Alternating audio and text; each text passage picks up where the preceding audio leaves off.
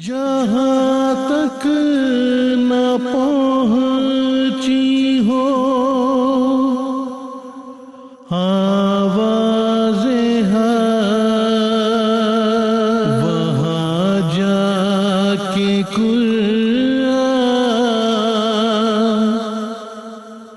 सुनाएंगे हम। औज़ुबिल्लाहि मिनश्शैतानिर्रजीम, बिस्मिल्लाहिर्रहमानिर्रहीम। मोअज़्ज़ज़ नाज़रीन, हम आपको प्रोग्राम हिकायात सिद्क़ व वफ़ा के साथ MTA जर्मनी स्टूडियो से खुशामदीद कहते हैं।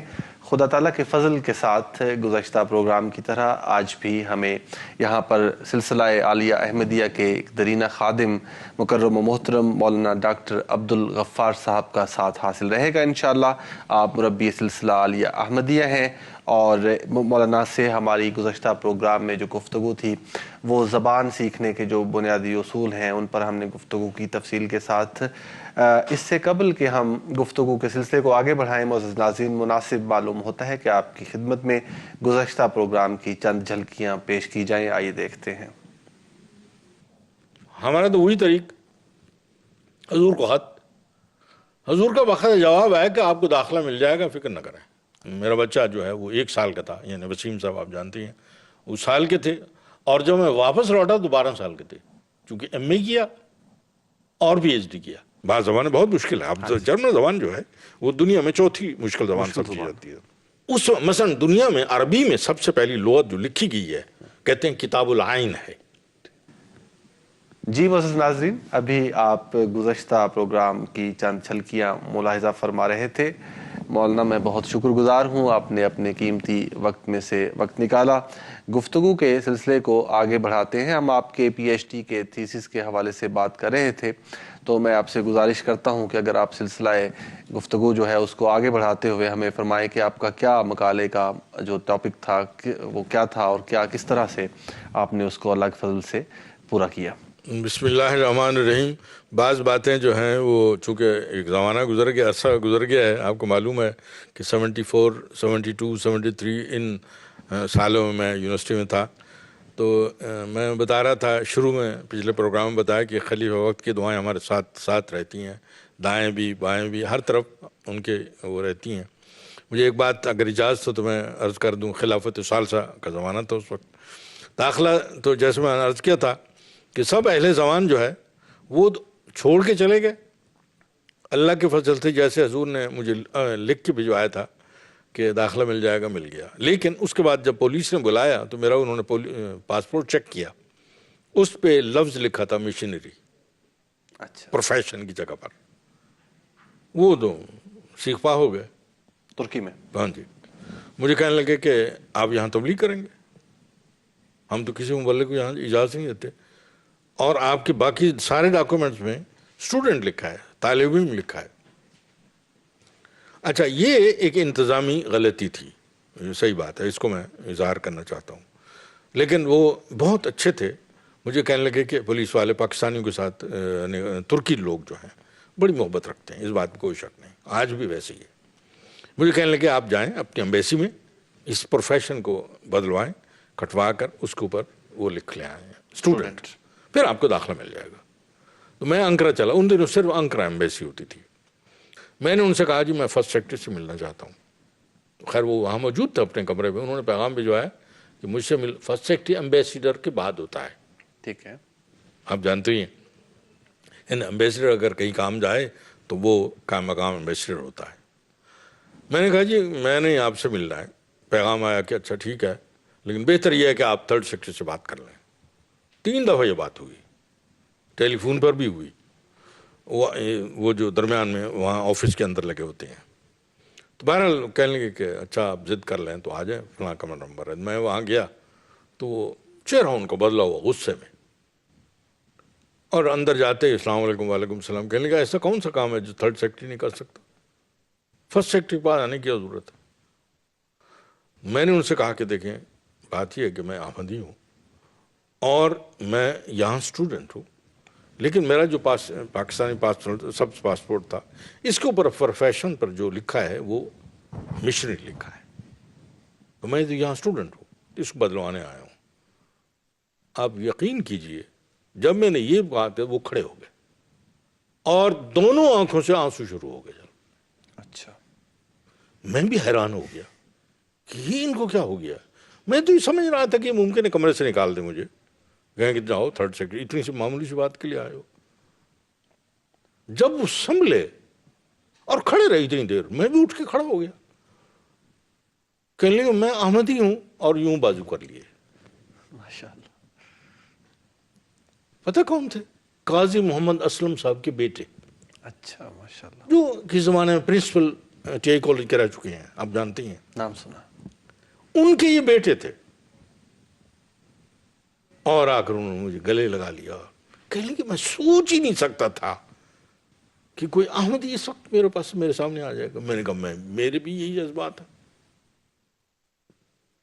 اللہ تعالیٰ نے دیکھیں خلیفہ وقت کی دعاؤں سے ایک تو خیر انہوں نے فوراً منگوایا, چیزیں منگوائی, اس کو سٹیمپ لگائی, اس کو وہ کیا, اسٹوڈنٹ اپنے ہاتھ سے لکھا, اس کے اوپر سٹیمپ بھی لگائی, اور 2 دن اپنے گھر لے گئے. کہنے لگے بچے آپ کو چھوڑیں گے نہیں, کہ ہم نے تو ایک عرصے سے کوئی آمد نہیں دیکھا ہے.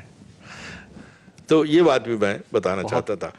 اللہ تعالیٰ کی یہ چونکہ تائید النصرت ہے. عجیب, میں بتاتا ہوں آپ کو کہ خلیفہ وقت کی جو دعائیں ہیں, مطلب آپ ذکر فرما رہے تھے کہ مقالہ جو آپ کو ملا وہ اس کا ٹاپک جو تھا وہ قرآن. جب ایم اے ہو گیا وہ سب کچھ ہو گیا, اس کے بعد اس کے لیے جب تجویز ہوئی, میرے استاد تھے, ایک بنیادی ہوتا ہے استاد, باقی 3 یا 4 ہوتے ہیں, لیکن ان کے ساتھ برائے نام ہوتا ہے, وہ صرف ایک کے ساتھ تعلق مستقل رہتا ہے. ان کے پاس بیٹھے تو انہوں نے کہنے لگے کہ کچھ عرصے کے بعد داخلہ ہو گیا, لیکن یہ فیصلہ نہیں ہو رہا تھا کہ کیا ہو, تھیسس کا عنوان کیا ہو, ٹاپک کیا ہو. تو ایک دن باتوں کہنے لگے کہ میں نے محسوس کیا ہے آپ کو عربی آتی ہے اور کہیں سے آپ نے عربی سیکھی ہے. میں نے فاضل تو کیا ہوا تھا پاکستان سے, شاید تو ان کو نہیں معلوم تھا.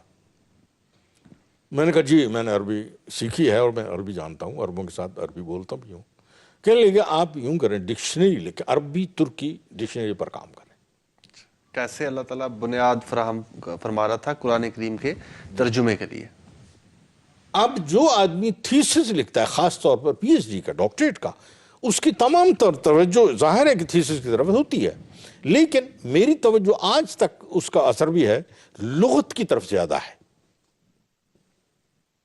یعنی حیران کن, یعنی میں نے جیسے پچھلے پروگرام بتایا بھی تھا کہ سب سے پہلی انہوں نے کہا کہ پہلے تو عربی ترکی لغات جو ہیں ان کا آپ تعارف کروائیں. دنیا میں کب یہ نظام شروع ہوا, لغت کا علم ہوتا ہی کیا ہے, ڈکشنری کسے کہتے ہیں, لغت کا لفظ کہاں سے نکلا ہے. تو اگر آپ چاہیں تو میں تھوڑا سا آپ کو دلچسپی کے لیے بتاتا جاؤں. لغت کا لفظ جو ہے وہ لغا یلغی اور لغا یلغو دونوں طرح استعمال ہوتا ہے.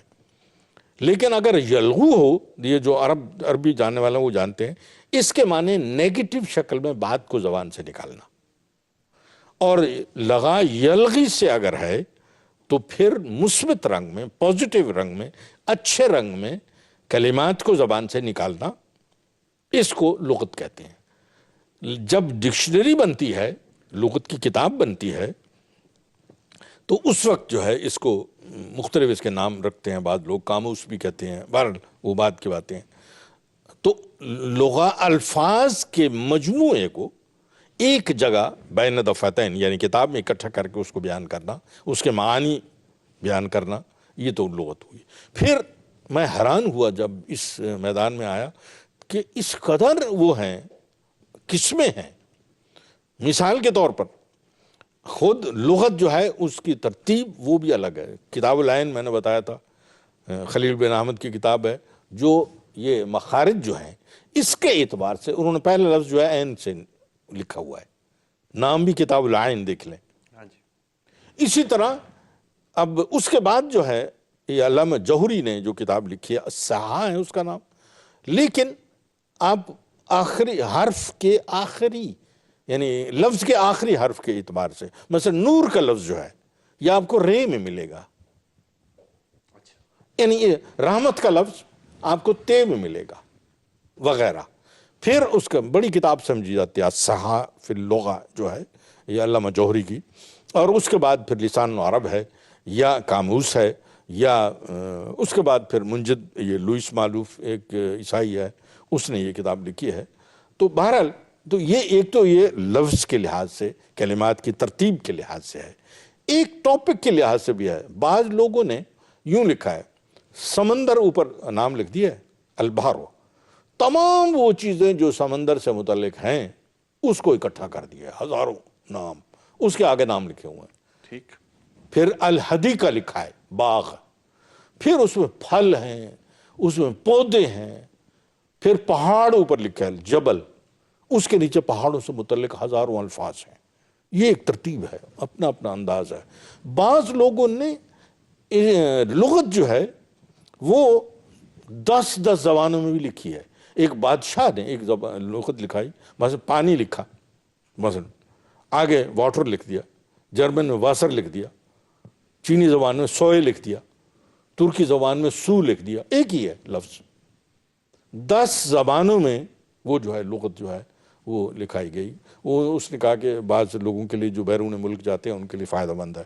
اس زمانے میں حالانکہ یہ مطبع بھی نہیں تھا، طباعت کا بھی کوئی نظام، ہاتھ سے لکھتے تھے. بعض لغات کی کتابیں ہیں جو نظم میں ہیں، پوری کتاب لغت ہے لیکن نظم میں ہے. قرآن کریم کی لغات بھی اس قسم کی لکھی ہوئی ہیں.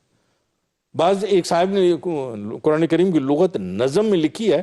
وہ کہتا ہے کہ میں پتہ نہیں چائنا کے قریب سے کہیں چلا اور پیدل اونٹ اپنا ملازم کے ساتھ وہ نکلا اور مکے تک جاتے ہوئے آدھے قرآن کی لغت اس نے لکھی، یعنی لکھوائی، ڈکٹیٹ کی ہے، یوں کہہ لیں. بہرحال ممکن ہے دوست جو سننے والے ہیں ان کے لیے بات مشکل ہو، فائدہ مند ہوگی، فائدہ مند بھی ہوگی، مشکل بھی ہے. اس لیے صرف یہ بتاؤں کہ اس کے لیے یہ ہے کہ دنیا میں مختلف قسم کی لغات، عربی کی بھی، ترکی بھی، جتنی بھی زبانیں ہیں اور بھی ہوتی ہیں، لیکن اس کے انداز، اس کا ترتیب، اس کے حروف کی ترتیب، اس کے لفظوں کی ترتیب، اس کے ٹاپکس کی ترتیب، یہ الگ الگ ہوتی ہے. آپ کی خاص دلچسپی کا موضوع لغات جو ہیں وہ ہے اور آج تک طبیعت پہ ہے.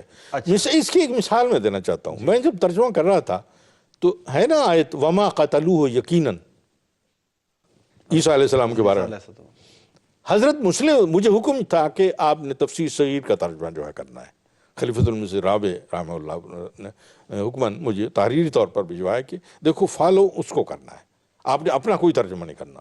جی میں نے کہا ٹھیک ہے، مجھے اور آسانی ہو گئی. اچھا، جب اس میں آیا آپ حیران ہو گئے، وما قتلوہ یقیناً کے نیچے لکھا تھا وہ بات کی اصلیت کو سمجھے ہی نہیں. جب میں نے یہ پڑھا، حالانکہ ہزاروں بار قرآن کریم پڑھ چکا تھا، آپ بھی پڑھ چکے ہیں، بہت سارے ہمارے سامعین کرام جو اس وقت ہمیں سن رہے ہیں اور دیکھ رہے ہیں، میں ان سے بھی کہتا ہوں یہ عجیب ترجمہ میں نے دیکھا تو حیران ہو گیا کہ قتلہ کے معنی حضور نے کیا کیے ہیں. وما قتلوہ یقیناً وہ بات کی اصلیت کو سمجھے ہی نہیں. میں اس وقت تاریخ جدید کے قریب ایک ہوتا تھا، ربوہ کی بات کر رہا ہوں، ایک جگہ مجھے دی گئی تھی، وہاں بیٹھتا تھا اکثر.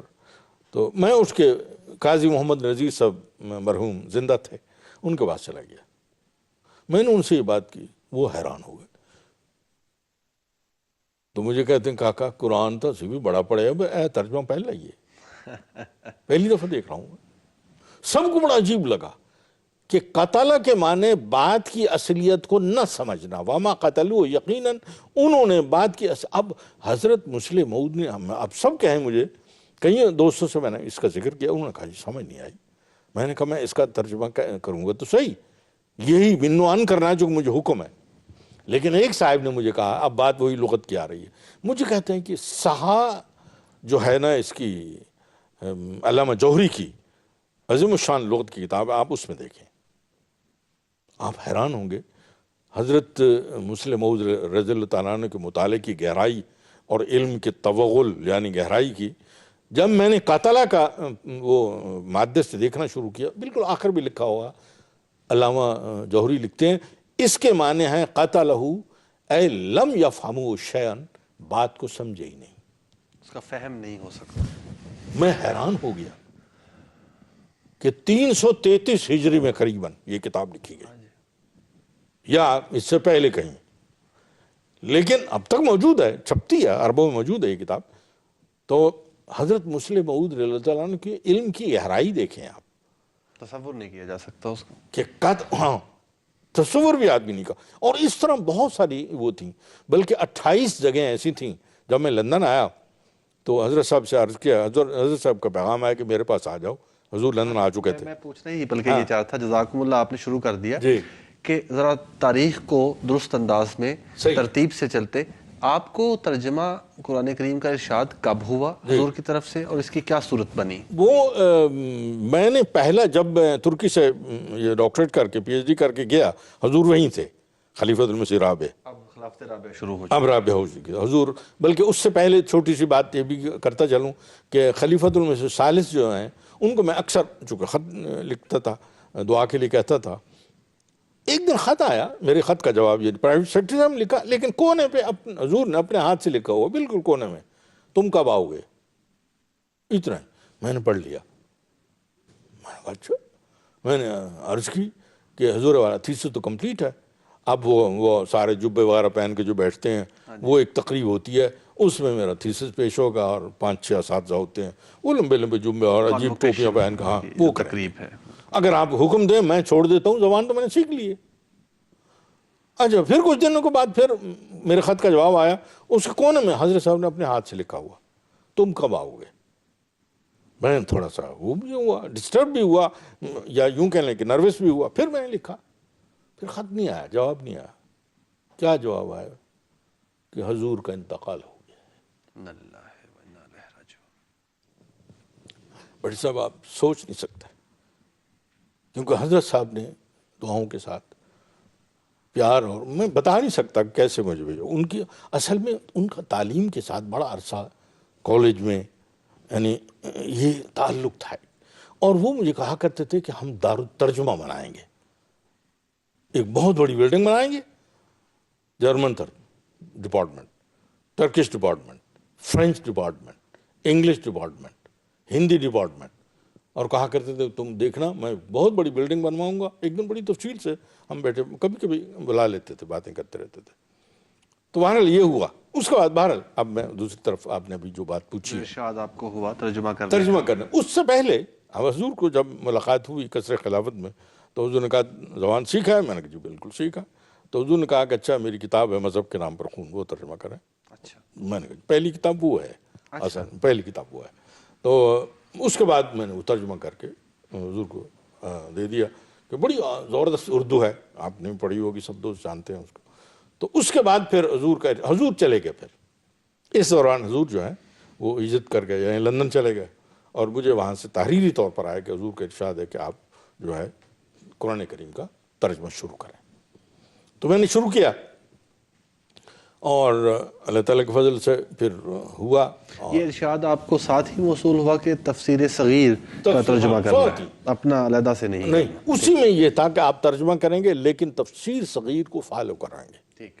یعنی ترجمہ، یعنی دیکھیں نا، یاد رکھیں ترجمے کے جو ہے نا خصوصاً قرآن کریم کے لیے، اب دنیا میں ہمیں دوست سن بھی رہے ہوں گے، دنیا میں قرآن کریم کے تراجم ہو رہے ہیں. 70-75 کے قریب غالباً ہمارے تراجم شاید ہو چکے ہوں گے، یا 80 کے قریب، مجھے یاد نہیں پوری طرح. اس میں ایک بات یاد رکھیں، 2 زبانوں میں کمال ہونا ضروری ہے. مثلا قرآن کریم کے لیے عربی میں، اور اس زبان میں بھی جس زبان میں آپ قرآن مجید کا ترجمہ کر رہے ہیں. ٹھیک ہے، بہت شکریہ.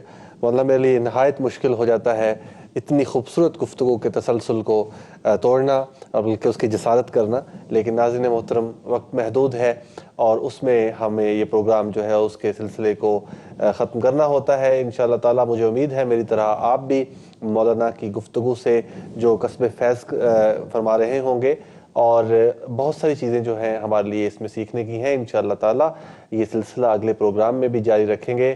اللہ تعالی حافظ و ناصر. السلام علیکم ورحمۃ اللہ وبرکاتہ. جہاں تک نہ پہنچی ہو آواز وہاں جا کے قرآن سنائیں گے ہم. ما كان محمد أبا أحد من رجالكم ولكن رسول الله وخاتم النبيين.